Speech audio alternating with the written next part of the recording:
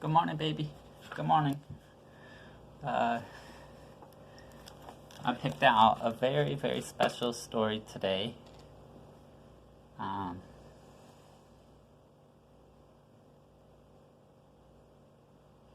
hope you listen to me. I didn't listen to my parents very well. You have to listen to your parents. You have to listen to your mom, and you have to listen to your dad. It's hard to listen to both of them, especially if they say different things. But you have to listen to both of them. Do your best to listen to both of them. But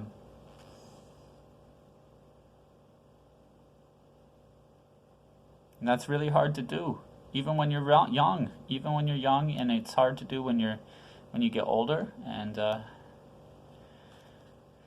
they always have their reasons, and it's hard to see.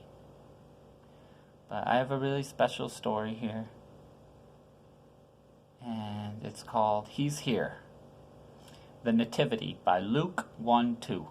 And this is the story of Jesus being born. This is what Christmas is all about. If anybody tells you Christmas is about anything else, it's not about presents, it's not about even spending time with your family, which is a beautiful, important thing, but it's about one thing, and that's about Jesus being born.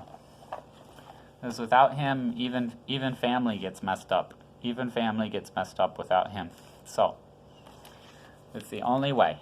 So here it is, and it's going to be mostly words, not as many pictures this time. So, all right, he's here.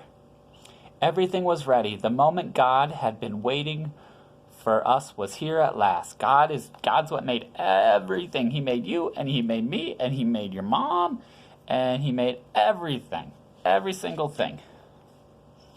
So, God was coming to help his people, just as he promised in the beginning. But how would he come? What would he be like? What would he do? Mountains would bow down, seas would have roared, trees would have clapped their hands. But the earth held its breath, as silent as snow falling, he came in. And when no one was looking, in the darkness, he came. God's so cool. Everybody thought he was going to be this big king, but he came as a humble little baby. There was a young girl who was engaged to a man named Joseph. Joseph was the great-great-great-great-great-great-grandson of King David. One morning, this girl was minding her own business when suddenly a great warrior of light appeared right there in her bedroom. He was Gabriel. I just got an Archangel Gabriel from the thrift store. Okay. All right.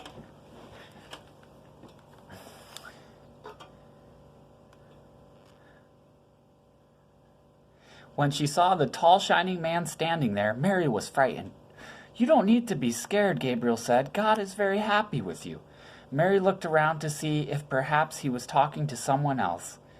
"Mary," Gabriel said, and he laughed with such gladness that Mary's eyes filled with sudden tears. "Mary, you're going to have a baby, a little boy. You will call him Jesus. He is God's own son. He's the one. He's the rescuer. The God who flung planets into space and kept them whirling around and around. The God who made the universe with just a word. The one who could do anything at all was making himself small and coming down as a baby."